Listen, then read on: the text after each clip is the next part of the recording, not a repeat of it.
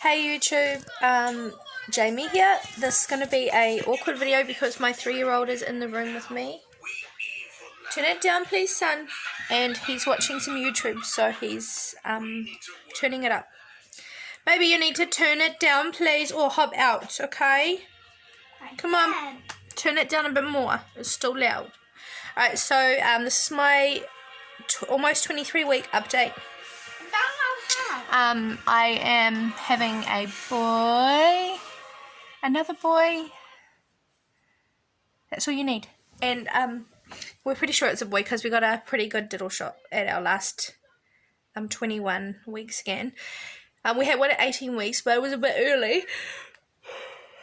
They couldn't quite see all of his heart and some certain lines and some chambers and part of his brain and stuff, so yeah, we went back. I went back on my own because of lockdown, which was really dumb because I wanted Daniel to come. But yeah, that happened. And yeah, I thought it was a girl, so I was a little bit quite shocked actually to be having a third son. And actually, if I include my stepchildren, he is my 6th son, because I call my stepsons my sons because they call me mum, and they've been in my life for 8 years, and I feel like they are mine.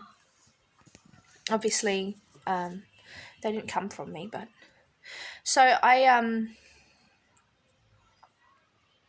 yeah, so there's a long story about that because their mother's not sort of been in their life since they were really young.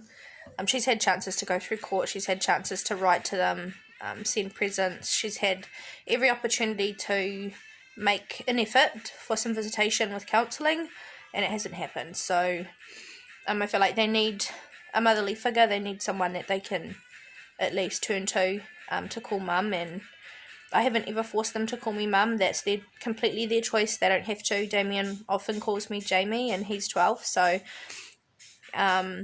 yeah, like, they just do what they want to do. So Jamie's my name. I don't really care, but I know that he loves me because he did make me a little plaque that said mum at school, and that was really special. So yeah, but he's the oldest, and he remembers his mum the most, so I mean, I do feel for him. It's really difficult for him at times.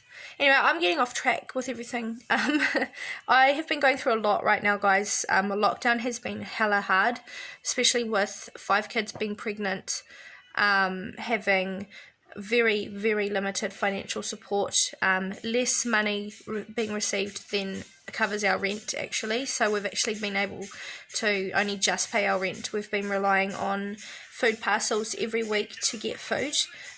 We've been relying on Kirikiri Roa Marae in order to pay our power and our internet, and if they hadn't done that, we wouldn't have power or internet, or we would have a big bill. Thankfully our landlord lowered our rent to $400, down from $510 for 6 weeks, so that was awesome. Yay, such a cool landlord. He didn't have to do that, so that was really great. So this week it increases, so I'm a little bit stressed this week because, you know, obviously financially things are going to become more difficult now that the kids are going back to school next week. Daniel should be returning to work next week, and we'll see how that goes. It has been hard, and as a consequence of that, as a consequence of all of the stress, we've been fighting more often. Daniel and I have been going through phases where we'll talk and then we won't talk, and then we'll just be nasty to one another, sort of take each other's shit out on one another for no reason. And it's really, I know it's immature, but look, we do hurt the ones we love the most. That's just something that couples do, I think, sometimes. So we've started relationship counselling. That's starting on Friday. It came to a point where we were going to break up. We were going to either break up or stay together in the last few days. And so I've been quite emotional about everything, crying all the time because being pregnant, my emotions are like right through the roof, and then they come back down and then they're up and down. So as a response to that, my body's been struggling to sleep. I've been having a lot of insomnia. I went and talked to my midwife about it yesterday. She referred me, and the GP as well, referred me to mental health in order to get some support from counselling. I've never done counselling. We've never done relationship counselling. I've never had support. So I'm really excited to get some help with that, because I'm having some really bad, intrusive, repetitive thoughts, which are not nice. I'm getting some panicky feelings. I'm getting some I can't breathe feelings when I can't sleep. I'm feeling quite on edge, and to explain it, really, to describe it, as quite a dread feeling. It's like the most horrible feeling that you could have. Yeah, so without getting emotional, I'm going to move past that, because that's a negative thing and I don't want to talk about it, because I'm trying to have a good day. And yeah, so looking into it further with a counsellor, I think, will help, because there's certain things out there like anxiety, generalised anxiety disorder. There's a thing called harm OCD. There's postnatal and prenatal depression. So there's all these different labels, which I have no idea what's affecting me, but I know it's my mental health. I know it's something that I've only ever had in pregnancy with my 3-year-old. I never had it with my firstborn. I've never had it when they're born. I've never had it when they're growing. I've never had it until late in pregnancy and about mid-pregnancy, when things sort of hit home and my body's sort of... I feel like I'm not in control of my body right now, because obviously I'm feeling so tired. I'm feeling so big.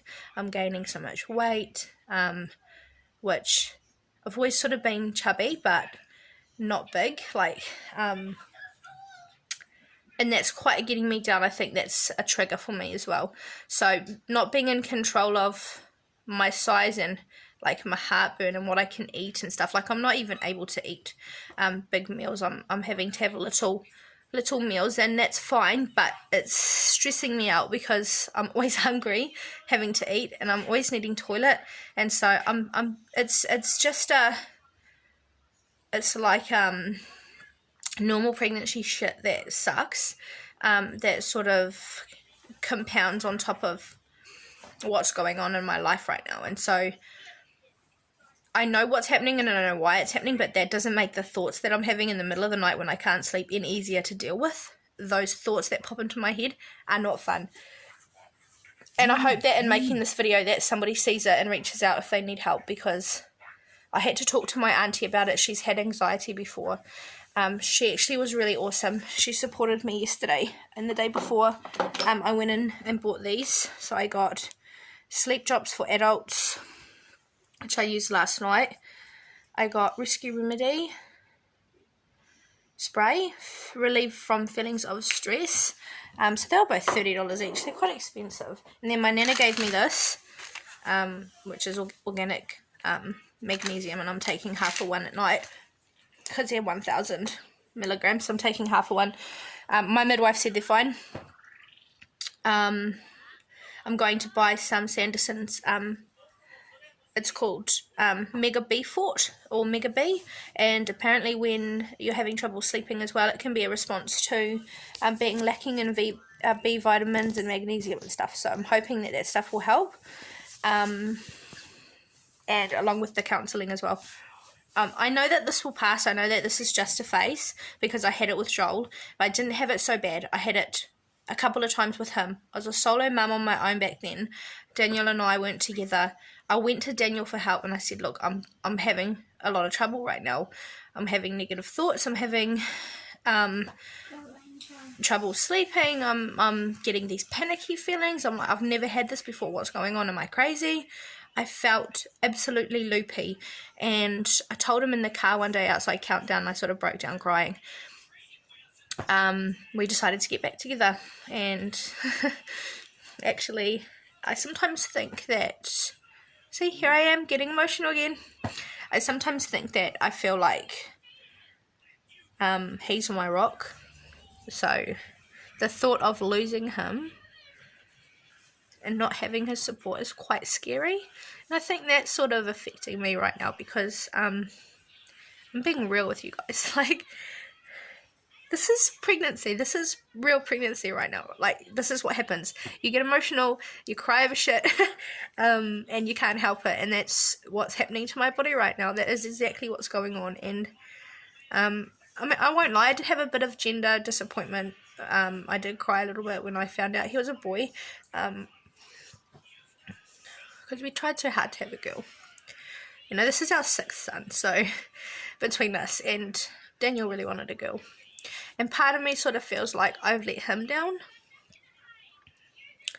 not giving him a daughter, but at the end of the day, I know it's his fault. So, I don't know why I think like that. That's just me. But I know this video is going to be long because I've not done a blog. I've not done a post for a few weeks. So I just wanted to put this out there to the universe. So I can look back on it and I can go, yep, I'm through that stuff.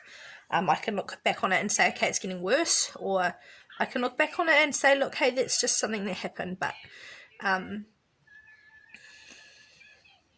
I love all my babies, but I cannot wait for them to go back to school on Monday and kindy and to get that break, because sometimes us mamas, we just need that. We need that time just to be like, just to breathe, just to do our housework in peace, just to like have our music blaring and do our stuff. That's me. I like to have my, like, this whole lockdown thing has reassured me that I could never homeschool my children because I have too many of them and I need a break. If I had one child or two maybe, or if I had more support from like another mum or a friend to homeschool, that would be different. But on my own with 5 or 6, no, just no, it's not happening. So that's a little bit about me. So we got back together a few weeks before Joel was actually born. Daniel had been seeing other women. He had cheated on me. That's why we split up. I still have a lot of trust issues with that. I think our counselling is going to really help because he's come a long way. I know that what he did back then was he had been a player. He had been playing the field for so long. I think he just wasn't ready to settle down, and I think for him he just didn't realise actually how serious that we were. Not only that, but there was alcohol involved, and I think, you know, in my mind, sex is sex. You know, at the end of the day, like for me, yes, it does hurt, but for him to have an emotional connection with someone else and not be coming back to me every day and not be living with me and wanting me, that would be more hurtful for me, because I feel like when we're not talking, when he's not my rock and when we're not getting along, that's when I struggle. Yeah, I'm a strong woman and I know that I could be a single mum on my own, and yes, I would do that for my babies, but the thought of it is daunting. So anyway, they're back. He's got the boys, so I'm going to just do a quick belly thing.